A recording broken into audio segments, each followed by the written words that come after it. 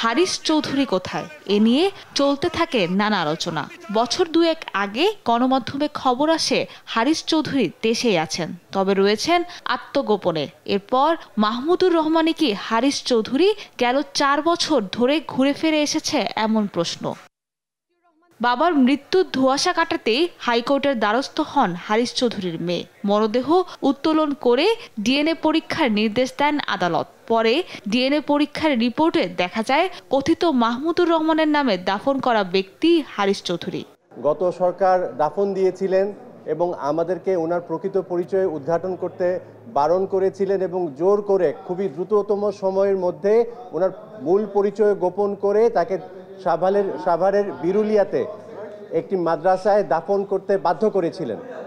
তো আমরা ওনার প্রকৃত পরিচয় উদ্ঘাটনের জন্য ওনার মেয়ে উনি একটি রিট পিটিশন দায়ের করেন। সেই রিট পিটিশনে মহামান্য আদালত 5/9/2024 তারিখে অর্ডার দেন। সত্য প্রতিষ্ঠিত হওয়ায় সন্তোষ প্রকাশ করেছেন হারিস চৌধুরীর পরিবার। বাবার শেষ ইচ্ছে অনুযায়ী যথাযথ মর্যাদায় দাফন করা হবে বলেও জানান তিনি।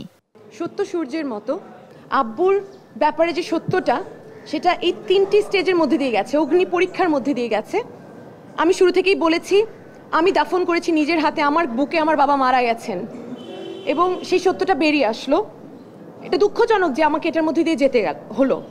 সাবেক প্রধানমন্ত্রী বেগম খালেদা জিয়ার রাজনৈতিক সচিব ছিলেন হারিস চৌধুরী, ছিলেন বিএনপির যুগ্ম মহাসচিব। 2007 সালে 1-11 সরকারের সময় আত্মগোপনে চলে যান প্রভাবশালী এই নেতা। সাবরিনা মজুমদার, দেশ টিভি, ঢাকা।